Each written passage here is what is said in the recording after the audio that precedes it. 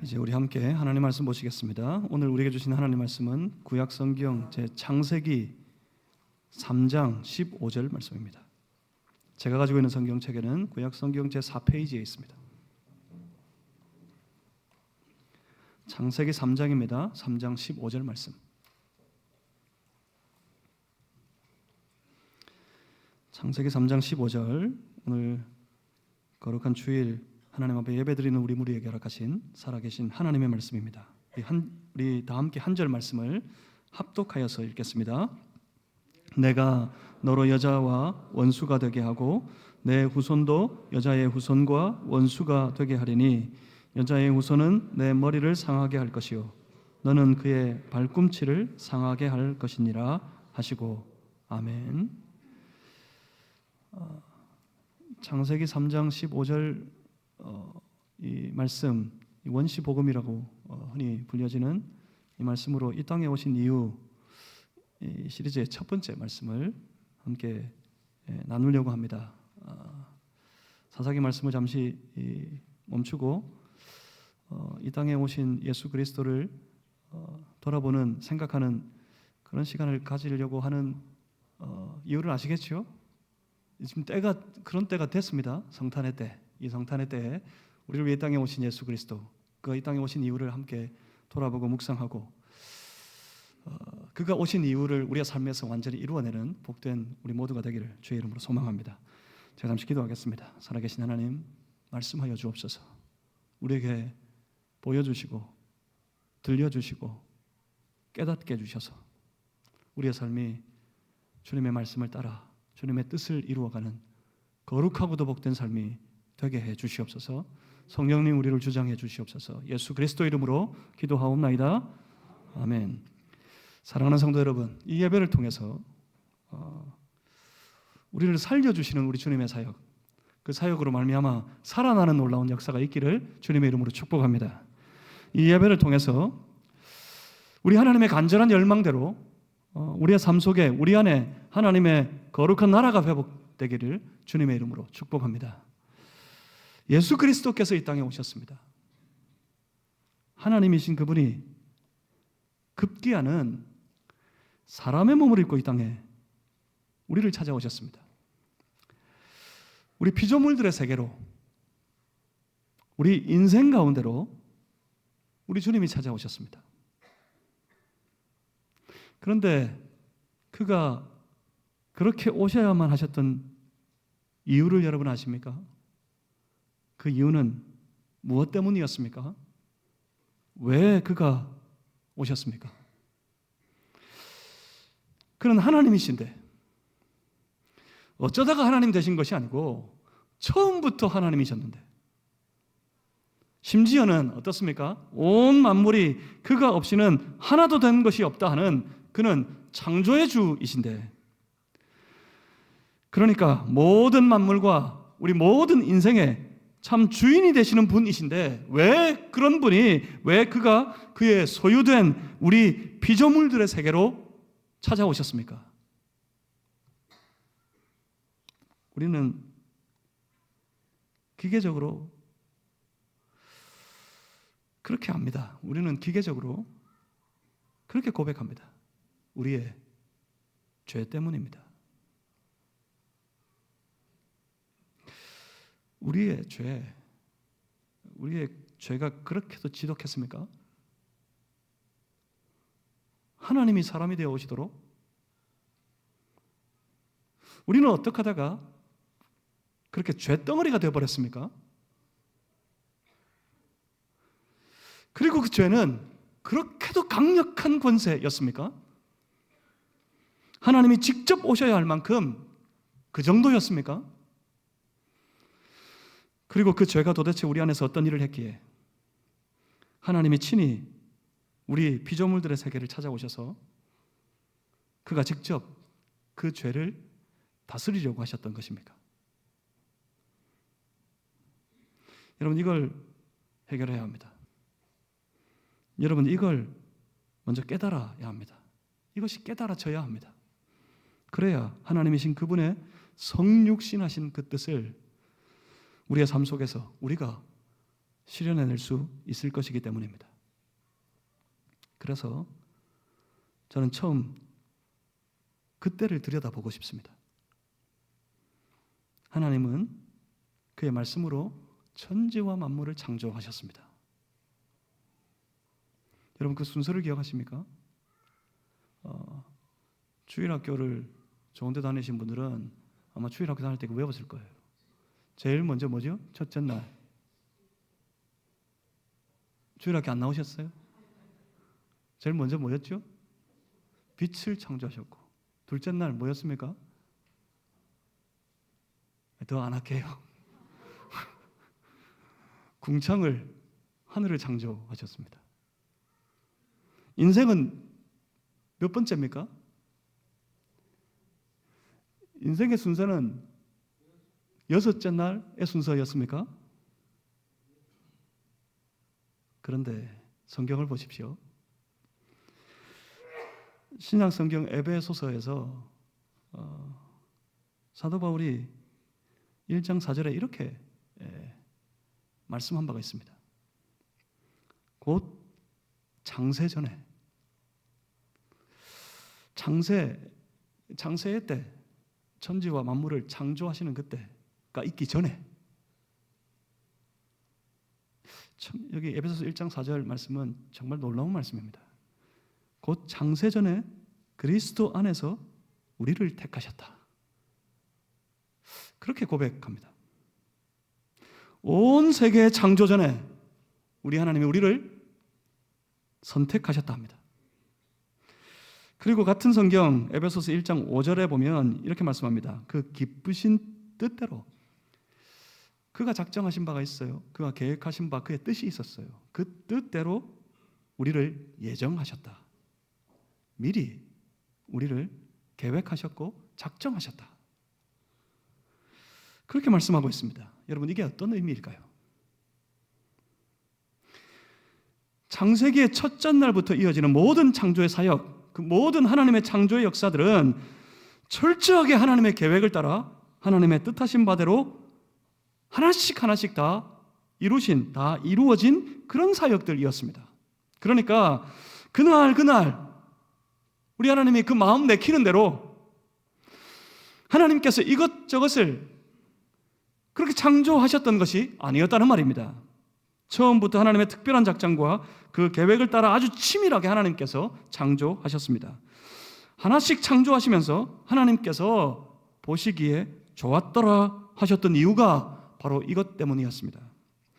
하나님의 솜씨에 스스로도 놀라가지고 스스로 감탄하시는 그런 장면이 아닙니다. 그 되어진 모든 창조의 사역이 처음 하나님의 작정하신 바 그 계획대로 다 되었기 때문에 그것을 보시면서 하나님께서 좋았더라 하셨던 것입니다. 그렇다면 창조 전에 우리 하나님의 백성들을 그가 예정하셨다는 것은 어떤 의미이었겠습니까? 그건 하나님의 창조 계획에 우리 하나님의 백성들이 가장 먼저였다는 말입니다. 그리고 하나님의 창조의 사역에 있어서 우리 하나님의 사람들, 하나님의 백성들을 창조하시는 것이 하나님 창조 사역의 핵심이었다는 뜻입니다. 하나님께서는 그 창조의 사역을 다 마치시고 사람을 지으시고 그가 창조하신 모든 세계, 그 피조의 세계를 그 사람들에게 관리하도록 맡기셨습니다. 이건 무슨 말입니까?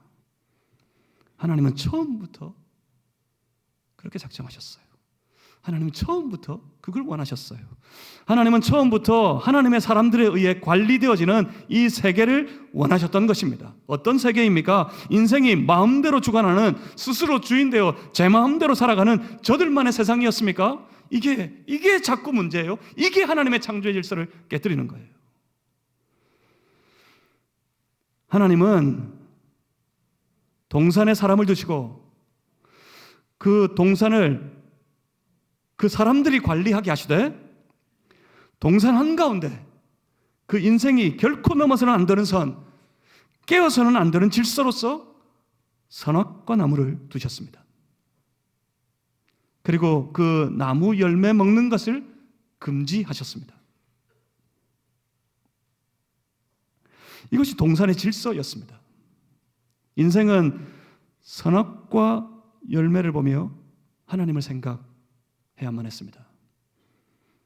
그리고 그 열매를 금하신 하나님의 말씀에 순종하면서 그들에게 맡기신 그 동산을 관리해야 했습니다. 여러분, 이게 뭡니까? 하나님을 생각하고 주의 말씀을, 하나님 말씀을 기억하고 그 말씀에 순종하면서 하나님의 뜻을 따라 자신의 삶을 관리하는 모든 영역, 이게 뭐죠? 이게 하나님 나라입니다. 하나님은 말씀으로 통치하시고 그 백성은 그 통치에 순종하고, 그래서 그들이 하나님의 뜻을 따라 온 땅 가운데 하나님의 영광을 선포하는 삶, 이것이 바로 하나님께서 처음부터 그렇게 원하셨던 하나님의 나라였습니다.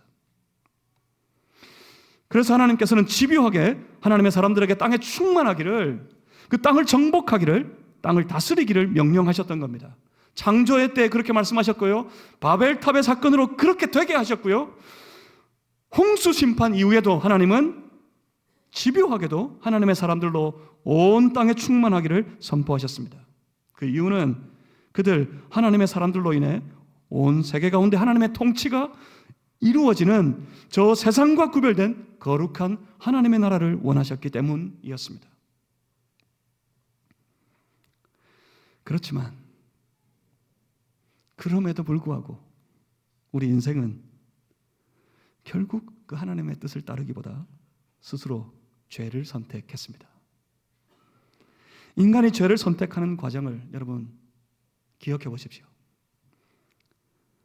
늘 보아왔던 동산 한가운데 있는 선악과 나무, 선악과 나무를 거기 나중에 두신 게 아니에요. 선악과 나무의 열매가 나중에 거기 맺혀진 게 아니에요.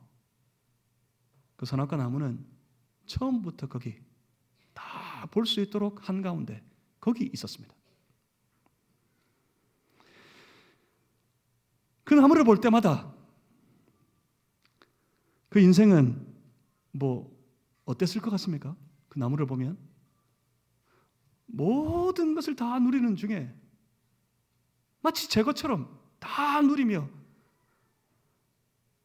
처음부터 자기 것이었던 양 다 먹으며 다 누리며 그렇게 살아가는 중에 동산 한가운데 우뚝 세워져 있는 그 선악과 나무를 볼 때마다 인생은 무엇을 떠올렸을까요?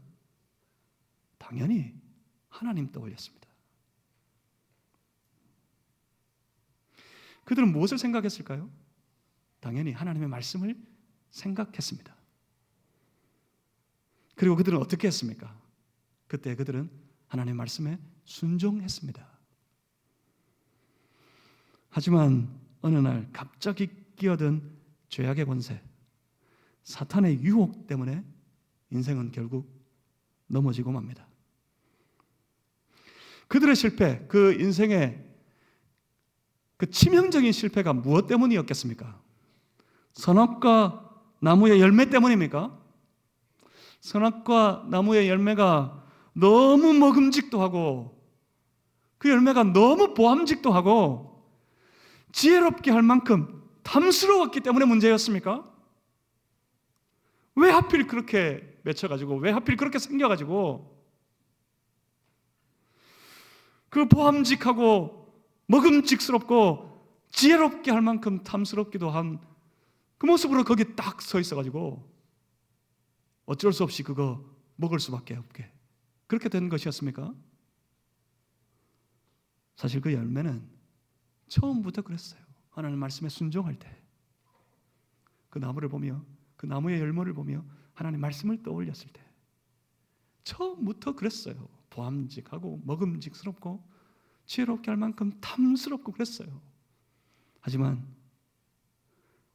그때 그들은 하나님 말씀에 순종했습니다. 그렇다면 뭐가 문제입니까? 그들이 하나님 말씀을 잊어버렸기 때문에 문제였습니까? 하와가 유혹하는 사탄한테 그럽니다.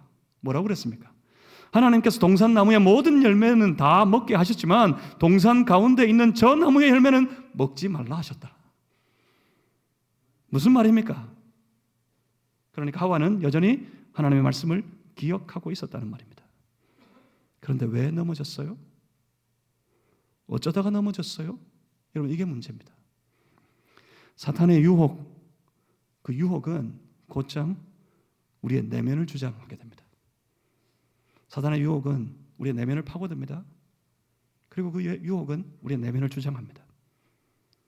그 사탄의 유혹에 넘어져 사탄이 우리의 내면을 주장할 때 우리 안에서, 우리 안에, 우리의 속사람 가운데 죄성이 발동하게 됩니다. 여러분, 죄성은 아주 강력한 권세입니다. 제일 먼저 그 죄성은 우리에게 있어서 가장 소중한 것을 잊어버리게 만들었습니다. 바로 하나님과의 관계의 소중함입니다. 그 하나님과의 관계의 소중함을 잊어버리도록 만들었습니다.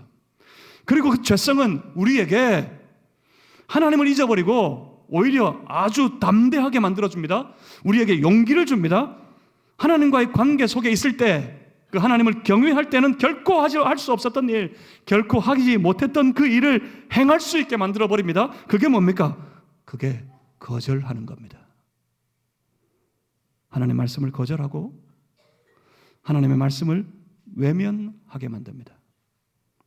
그래서 결국 하나님의 통치를 배반하게 됩니다. 인생이 그렇게 하나님의 통치를 배반했습니다. 무슨 말입니까? 깨져버린 겁니다. 바로 하나님의 거룩한 통치로 다스리시는 하나님의 나라가 그 속에서 깨져버린 것이었습니다. 그때부터 하나님의 간절한 기대와 소망이 바로 이것이었습니다. 하나님의 나라의 회복 말입니다. 하지만 하나님은 아셨습니다. 이제 사탄의 권세에 붙들려 버린 저 인생을 주장하는 그 죄성의 강력함을 하나님은 아셨습니다. 사탄의 권세에 붙들려 죄의 종이 되어버린 인생의 비참한 모습을 하나님은 아셨습니다. 하나님은 아셨습니다. 하나님과의 관계를 외면하고 담대하게 죄를 선택한, 그래서 하나님 말씀을 거절한 인생이 얼마나 열심히, 얼마나 집요하게, 얼마나 고집스럽게 죄를 쫓아 살아가게 될 것인지를 하나님은 아셨습니다. 그래서 하나님 나라의 회복을 간절히 원하시는 하나님께서 처음부터 그 나라 회복을 위한 놀라운 계획을 한 가지 선포하십니다. 그것이 오늘 본문 15절의 말씀입니다. 15절의 말씀, 여러분 너무 익히 잘 아시는 이 원시복음의 말씀, 이 말씀을 한번 다시 같이 읽어보겠습니다. 창세기 3장 15절입니다. 함께 읽습니다. 시작. 내가 너로 여자와 원수가 되게 하고 내 후손도 여자의 후손과 원수가 되게 하리니 여자의 후손은 내 머리를 상하게 할 것이요 너는 그의 발꿈치를 상하게 할 것이니라. 아멘. 여러분, 이 말씀의 이 구절의 의미를 잘 아시죠? 이미 여러 차례에 걸쳐서 창세기 3장 15절 말씀을 함께 나눈 바가 있고 창세기 말씀 강해할 때도 아주 중요하게 이 말씀을 다루었던 바도 있습니다. 여자의 후손이 누구이고 그 뱀이 누구이고 그 머리를 상하게 하는 것이 어떤 의미이고 이 3장 15절의 말씀이 누구를 예언하고 있는지 잘 아실 겁니다. 하나님은 이렇게 선포하셨습니다. 인간의 죄성을 강력하게 주장하는, 그래서 죄의 종이 되도록 만들어버린 사탄의 세력을 끝장내시기 위해 메시아 곧 그리스도를 보내실 것에 대하여서 이렇게 약속하셨습니다. 그리고 그 약속을 이렇게 말씀으로 선포하셨습니다. 그렇게 예수님이 그리스도로, 메시아로 이 땅에 오실 것이 처음부터 하나님의 말씀을 통해 우리 인생들에게 선포되었습니다. 사단의 권세에 붙들려 죄의 종이 되어버린 그런 우리 인생들에게 우리 예수님에 대하여, 그리스도에 대하여, 메시아에 대하여 우리 하나님 처음부터 약속하셨고 선포하셨습니다. 그러면 우리 이제 이해할 수 있습니까? 예수님 왜 오셨습니까? 왜 그는 그리스도로 이 땅에 오셨습니까? 그렇습니다. 바로 우리가 기계적으로 암송하고 있는 것처럼 그는 우리의 죄 때문에 오셨습니다. 그럼 그 죄가 뭡니까? 그 죄는 나쁜 행동이 아닙니다. 죄인은 누굽니까? 죄인은 못된 사람을 이루는 말이 아닙니다. 사람이 저마다 자기는 잘났다고 생각해요. 사람이 저마다 자기는 선하다고 생각해요. 그래서 사람은 저마다 자기는 못된 인간이 아니라고 여겨요. 그래서 자꾸 여기서 자유로우려고 해요. 죄를 위해 이 땅에 오셨는데, 죄에서 건지시려고 주님 그 놀라운 구속의 사역을 이루셨는데 자꾸 거기서 자기를 예외시키려고 해요. 죄는 나쁜 행동을 말하는 것이 아닙니다. 죄인은 못된 사람을 이루는 말이 아닙니다. 이 죄에 대하여서 사도 바울은 로마서 14장 23절에서 이렇게 말합니다. 믿음을 따라 하지 아니하는 모든 것은 다 죄니라. 그러니까 죄는 뭔가 사람이 보기에 인간이 정한 대로 착한 일, 못된 일 이렇게 규정되어 있는 것이 죄가 아닙니다. 죄는 뭘까요? 죄는 죄인이 하는 모든 행동이 바로 죄입니다. 뭐라고요? 죄인이 하는 모든 행동, 죄인이 살아가는 모든 삶이 바로 다 죄입니다. 그 죄가 뭡니까? 믿음 없이 하는 행동이 뭡니까? 그 행동이 바로 아주 담대하게도 하나님의 말씀을 알면서도 거절하는 것, 그것이 바로 죄악입니다. 모르고 했다면 좀 나을까요? 알면서 그럽니다. 다 알면서. 알면서도 그렇게 하나님 말씀을 거절하기를 선택했습니다. 처음 그 아담과 하와가 하나님 말씀 여전히 기억하고 있고 하나님 말씀을 알면서도 하나님 말씀을 담대하게 거절하고 하나님의 통치를 배반했던 것처럼 말입니다. 다 알아요. 다 알면서 그래요. 저 세상 사람들이 그러면 몰라요. 우리 주님은 누구 때문에 오셨습니까? 우리 예수님 왜 이 땅에 오셨습니까? 누구 때문에 누구를 건지시려고 이 땅에 오셨습니까? 우리 예수님이 이 땅에 오신 이유는 자기 백성들 때문에 오셨습니다. 우리 예수님이 건지시려고 했던 이들은 바로 자기 백성들이었어요. 하나님의 백성들, 그들을 건지시려고. 죄악 가운데 살아서는 안 되는 그 백성들, 그들을 그 죄악 사망의 구렁텅이에서 건져내시려고 예수님이 땅에 오셨던 것이었습니다. 알면서도 그러는 거예요. 알면서도 행하는 거예요. 예수 믿는 사람 이렇게 말하면 안 되는 거 나도 알아요. 예수 믿는 사람 이렇게 행동하면 안 되는 거 나도 알아요. 예수 믿는 사람들 이렇게 살면 안 되는 거 나도 알아요. 그렇지만 어쩔 수가 없어요. 그러면서 말씀 거절합니다. 그러면서 말씀 외면합니다. 그러면서 말씀과 다르게 행동합니다. 예수를 믿게 되면 어떻게 될까요?